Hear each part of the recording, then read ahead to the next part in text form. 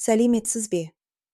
Бүгін біз тіршіліктің ең маңызды құпияларының бірі жасушалардың бөлінуі туралы сөйлесеміз.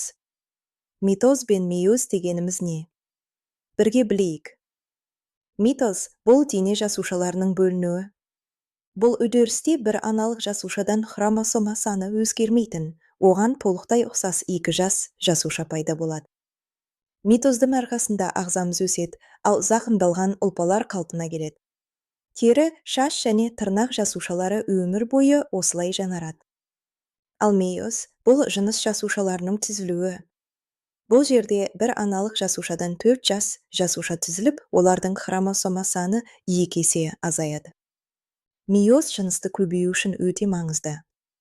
Гаметалар қосылғанда хромосомалардың толық жиынтығы қалпына келіп, жаңа тіршілік басталады. Қорыта айтқанда, митоз өсу мен жаңару үшін, ал мейоз ұрпақ жалғастыру үшін қажет. Биология әлемі өте қызық. Келесі кездескенше